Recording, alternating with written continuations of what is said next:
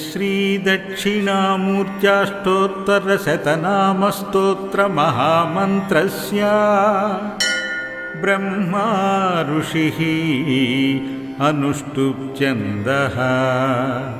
श्रीभगवान् दक्षिणामूर्तिदेवता मेधाप्रज्ञासिद्ध्यर्थे सर्वाभीष्टसिद्ध्यर्थे स्वात्मानन्दसिद्ध्यर्थे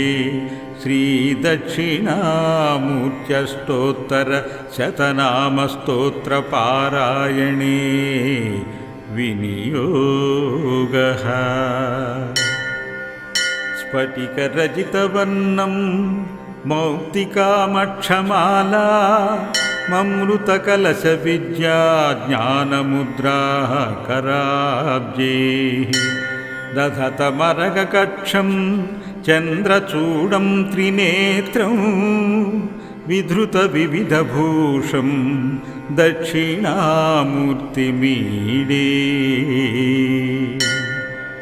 देवदेवो महादेवो देवानामादिदेशिकः दक्षिणामूर्तिरीशानो दयापूरितदृङ्मुखः कैलासशिखरोत्तुङ्गकमनीयनिजाकृतः वटवृक्षतटी दिव्य कनकासनसंस्थितः पाटीरपाण्डुराकारः परिपूर्णासुखानवः जटाकोटीरघटितसुधाकरसुधाप्लुतः पश्यल्ललाटसुभगः सुन्दर भ्रूविलासवान् कटाक्षसरणीयुक्त करुणापूर्णलोचनः कर्णालोलोत्तटीद्वर्ण कुण्डलोज्ज्वलगण्डभूः तिलप्रसूनसङ्काश नासिकापुटभासुरः मन्दस्मितस्फुरन्मञ्जुमहानीयमुखाम्बुजः कुन्दकुट्मलसंस्पर्धी दन्तपङ्क्तिविराजितः सिन्दूरारुणसुस्निग्ध कोमलाधरपल्लवः शङ्काटोपदलदिव्यगळवैभवमञ्जुलः करकन्दलितज्ञानमुद्रा रुद्राक्षमालिकः अन्यहस्ततलन्यस्त वीणापुस्तकभासुरः विशालरुचिरस्कन्दो वल्लीवल्लभोदरः बृहत्कटीनितम्बाढ्यः पीवरोरुद्वयान्वितः जङ्घाविजिततूणीरः कुम्भगुल्फयुगोज्ज्वलः मृदुपाटलपादाब्जा चन्द्राभनकधीदितिः अपसन्योरुविन्यस्त सव्यपादसरोरुहः घोरापस्मारविक्षेप्ता सर्वाभरणभूषितः दिव्यचन्दनलिप्ताङ्गा चारुहासपरिष्कृतः कर्पूरधवलाकारः कन्दर्पशतसुन्दरः काचायनी प्रेमनिधिः करुणारसवारिधिः कामितार्थप्रदः श्रीमान् कमलावल्लभप्रियः कटाक्षितात्मविज्ञान कैवल्यानन्दकन्दलः समन्दहासमौळीन्दु चिन्नाज्ञानतमस्ततिः संसारानलसन्तप्त जनतामृतसागरः गम्भीरहृदयाम्भोजो नभोमणिनिभाकृतिः वशीकृतजगज्जाल स्थापसाराध्यसत्तमः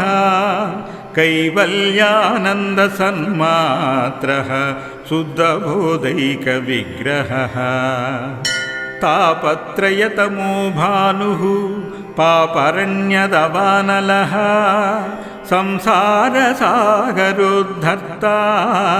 हंसाग्र्योपास्य विग्रहः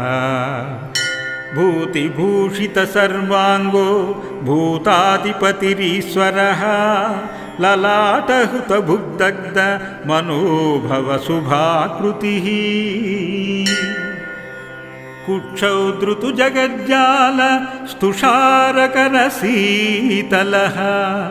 अस्तङ्गतनमस्तेहो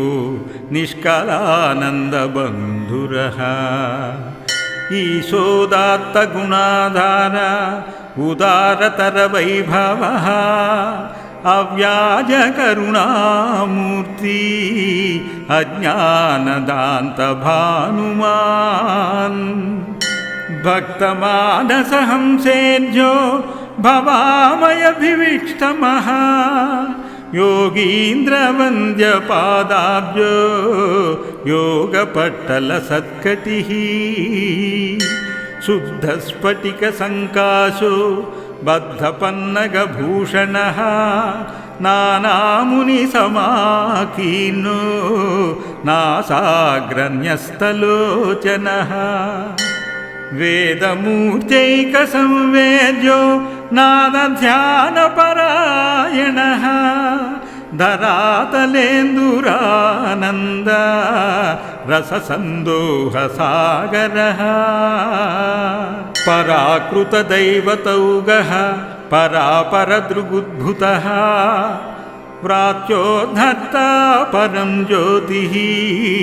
पुराणः परमेश्वरः प्रपञ्चोपशमः प्राज्ञः पुण्यकीर्तिपुरातन सर्वाधिष्ठानसन्मात्रः स्वात्मबन्धहरोहरः सर्वप्रेमनिजावासः सर्वानुग्रहदः शिवः सर्वेन्द्रियगुणाभासा सर्वभूतगुहाशयः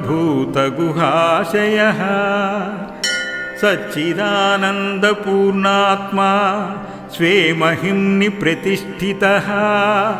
भक्तकल्पद्रुमः साक्षी सर्वज्ञः सर्वकामदः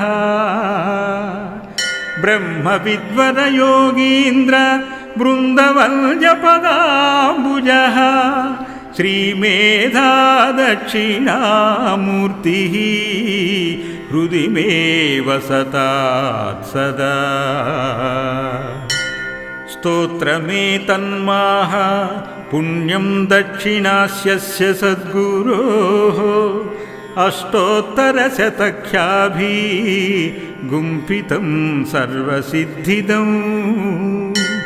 भक्त्या पठति यो नित्यं समाहितमनः स्वयं विद्यां श्रियां प्रजाकीर्तिं दीर्घमायुररोगताम् अंकुटितां महामेधां भुक्तिमुक्तिं समश्नुते श्रीमतो दक्षिणान्यस्य कृपाभाजनतां व्रजेत्। अस्य श्रीदक्षिणामूर्त्याष्टोत्तरशतनामस्तोत्रमहामन्त्रस्य ब्रह्मा ऋषिः अनुष्टुप् श्रीभगवान् दक्षिणामूर्तिदेवता मेधा प्रज्ञा सिद्ध्यर्थे सर्वाभीष्टसिद्ध्यर्थे स्वात्मानन्दसिद्ध्यर्थे श्रीदक्षिणामूर्त्यष्टोत्तरशतनामस्तोत्रपारायणे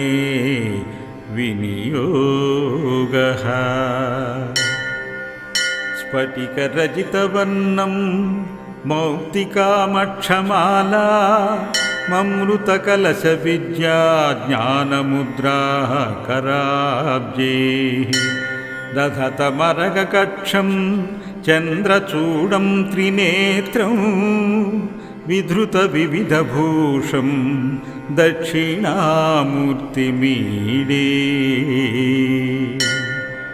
देवदेवो महादेवो देवानामादिदेशिकः दक्षिणामूर्तिरीशानो दयापूरितदृङ्मुखः कैलासशिखरोत्तुङ्गकमनीयनिजाकृतः वटवृक्षतटी दिव्या कनकासनसंस्थितः पाटीरपाण्डुराकारः परिपूर्णासुखार्णवः जटाकोटीरघटितसुधाकरसुधाप्लुतः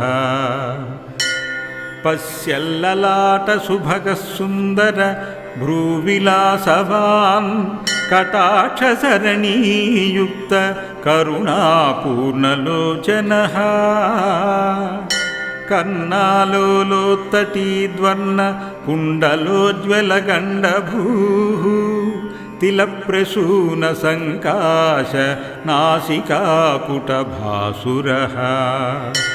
मन्दस्मितस्फुरन्मञ्जुमहानीयमुखाम्बुजः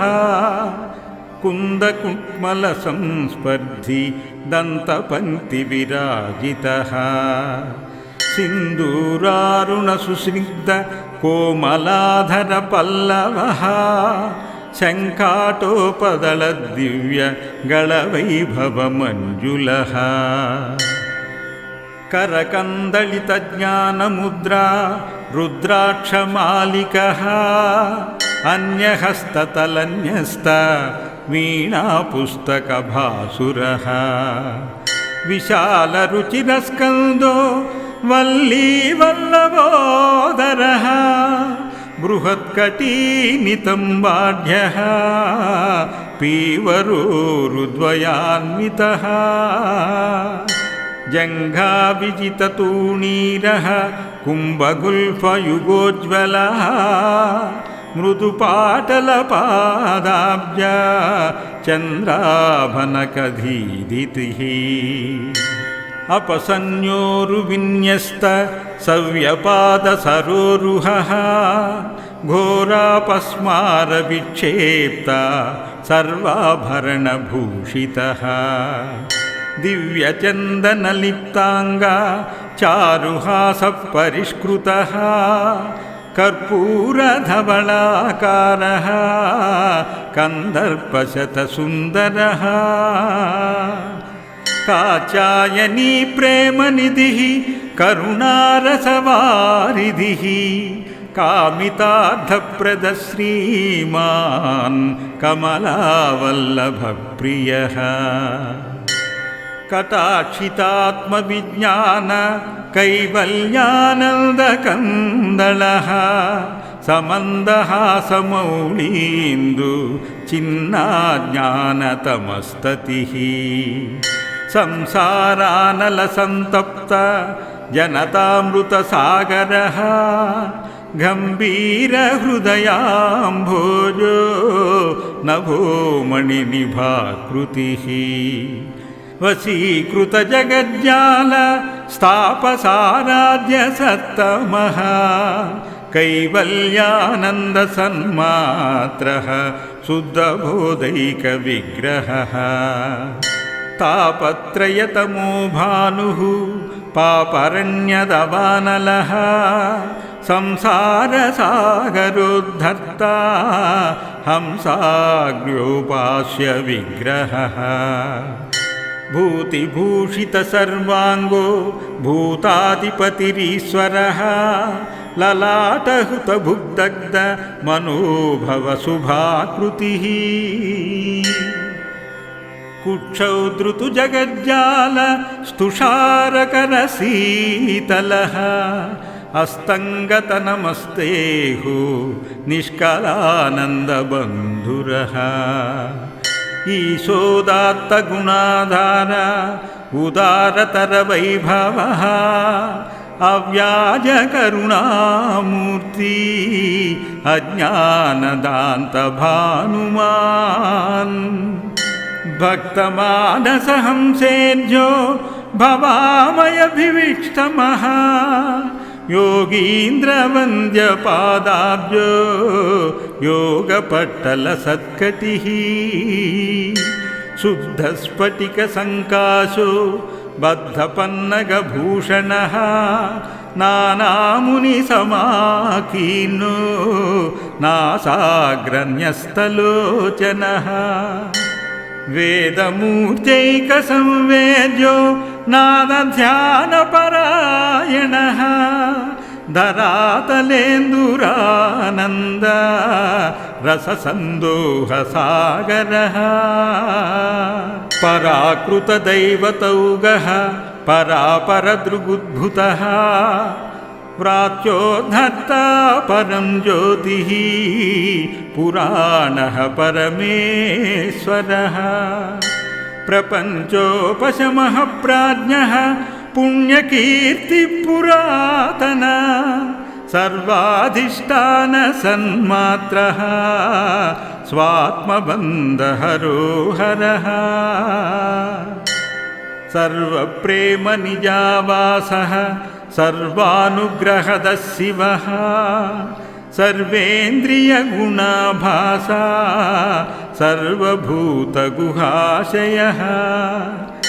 सच्चिदानन्दपूर्णात्मा स्वे महिम्नि प्रतिष्ठितः भक्तकल्पद्रुमः साक्षी सर्वज्ञः सर्वकामदः ब्रह्मविद्वरयोगीन्द्र बृन्दवल्यपदाम्बुजः श्रीमेधा दक्षिणामूर्तिः हृदि मे वसतात् सदा स्तोत्रमेतन्माह पुण्यं दक्षिणास्यस्य सद्गुरोः अष्टोत्तरशतख्याभिगुम्फितं सर्वसिद्धिदं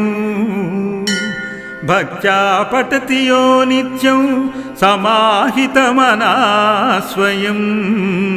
विद्यां श्रियां प्रजाकीर्तिं दीर्घमायुररोगताम् अंकुटितां महामेधां भुक्तिमुक्तिं समश्नुते श्रीमतो दक्षिणान्यस्य कृपाभाजनतां व्रजेत् इति श्रीमेधा दक्षिणामूर्त्यष्टोत्तरशतनामस्तोत्रं सम्पूर्णम्।